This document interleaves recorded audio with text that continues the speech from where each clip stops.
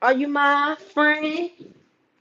Now step this way. Step that way. Now step this way. Step that way.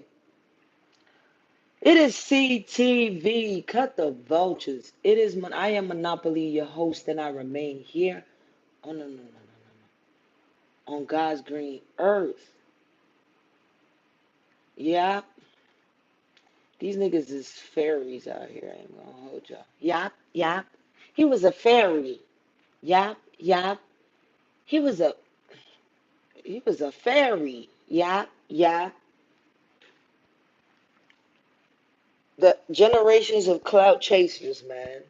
That's that's the generation that we in right now. Where these people have never been in actual real life situations, and a lot of these other people are living off of simulations with this whole internet frenzy. Everybody lives on their phone and the internet these days. You know what I mean? Like it's like, God, give it a break. Come outside. So they play these scenarios over in their head without actually having a real life experience of being in those situations to know, like, you just don't do that. This nigga is clout chasing a fairy, a whole fairy, just flying around everywhere, tinkerbelling, just tinkling with everything. Um, I heard Gene Deal discuss. I heard Gene Deal discuss a situation on the Danza project, which I like the way that he did it because the name of the person was never actually brought up. You know, the the Bug Boy, and I didn't know who he was referring to, but as interested I was to listen to his side of things, I was also not as much interested to go find, a search online Gene Deal or Gene Deal fight or at the court or look that side up. I wasn't that interested in going and finding that part, and I had stuff to do, so I was busy all day. Till a couple of hours ago, I came across a post from the Queen herself, Queen Mother Tasha K, and it said it gave a brief synopsis of what had happened. Also, it kind of tied the two together. Now, first of all, my nigga, you bullied Armand Wiggins and his friends because you felt like there was some punk sissy ass niggas, cokeheads or whatever, right? That's not really up for that type of, you feel me, action, to get nitty and gritty. Let me tell you something. You run up on me and my friends like that, I'm going to shove that glass of drink in your ass. You would have been leaving on a gurney, like your best friend Jaguar wrong. You would have been in a gurney in an ambulance while they were trying to save your life. And it would have been absolutely justified. See, I've grown up and I just don't do shit out of anger no more because the Bible says that to act out of anger is to sin. And a lot of times when we do that, we make a big mistake and we fuck up some shit. So I don't react off of anger no more. I react off appropriate thought process, clarity, sober state of mind. So it hit different. You attack Armand Wiggins physically because you thought that you were safe enough to do that. You know what I mean? You were safe enough. You thought you could bully him. And then Armand Wiggins got up here and was saying shit like, and I just made a live video about that a couple of weeks ago. And I was like, bro, talking about, oh my God, leave me alone. You stalking me. I don't want no problems. I don't want no nigga. I want all the my sentiments when you're harassing somebody like that, or you're harassing me to an extent where you're physically in the environment that I'm in, trying to threaten my life or put it in danger, then my sentiments would have been, let me cut this light on real quick. Hold on, y'all.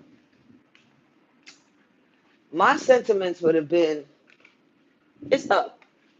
It's up. And next time I see you outside, and you trying to invade my privacy, and all that, you gonna get all that.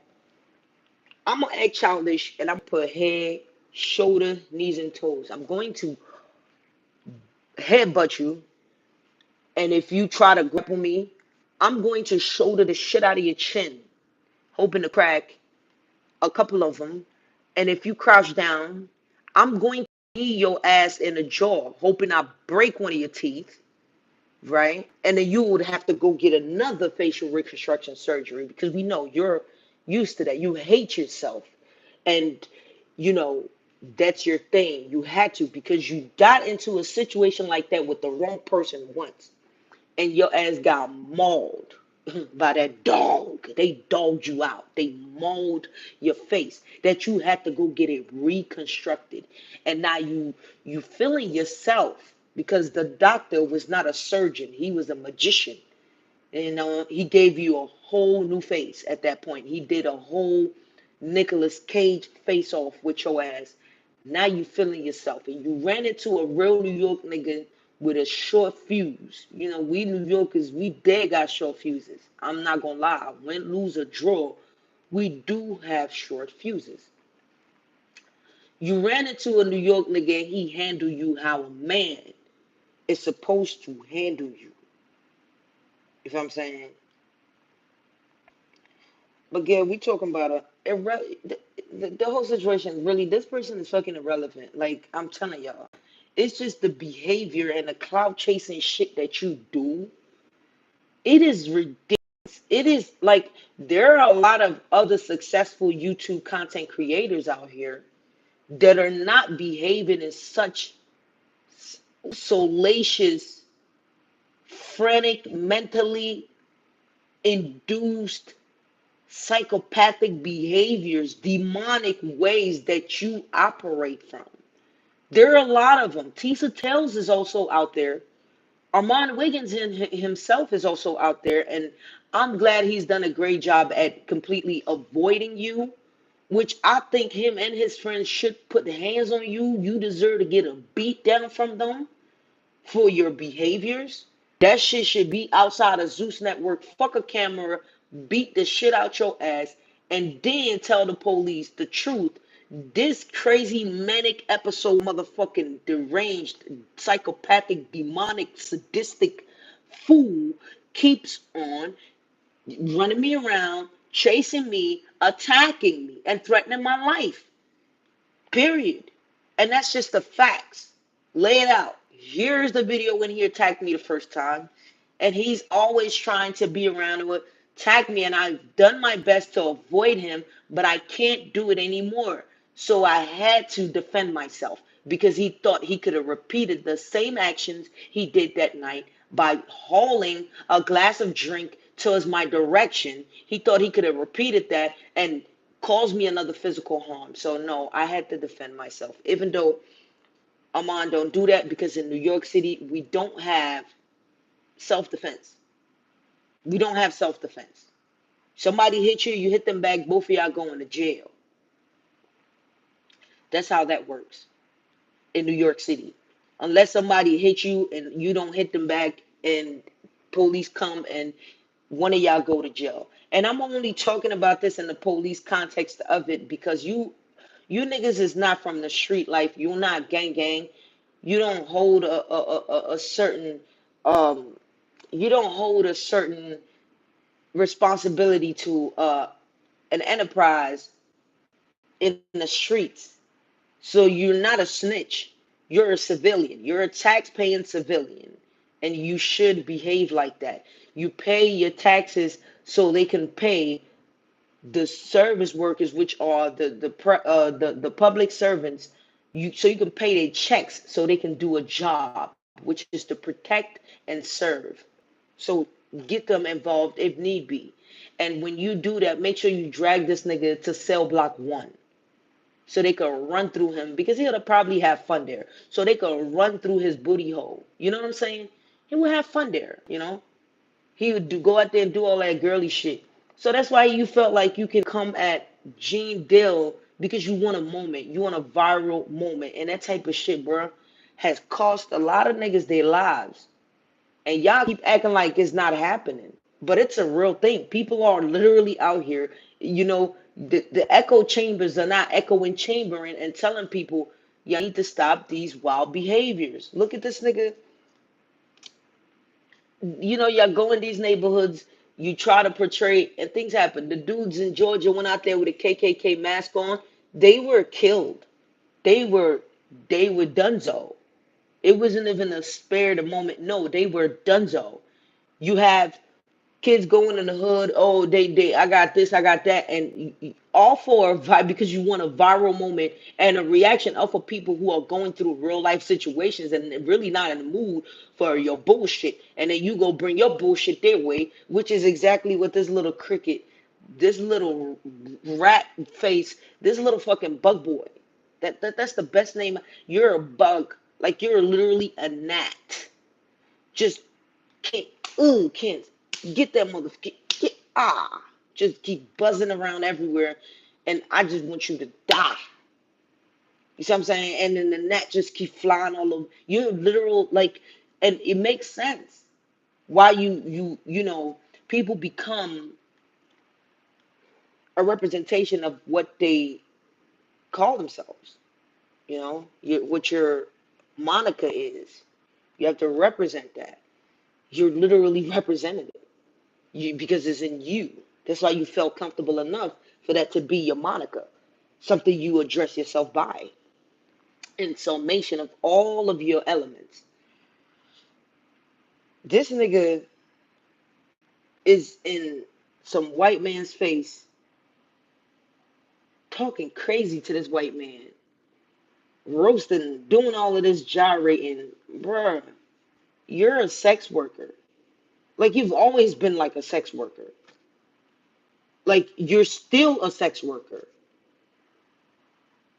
Like, what the hell are you talking about, man? Like, why do y'all be antagonizing people to get a reaction? And had he responded in anger, he would have sinned, and that sin would have cost him, and there would have been a check in his book at karma.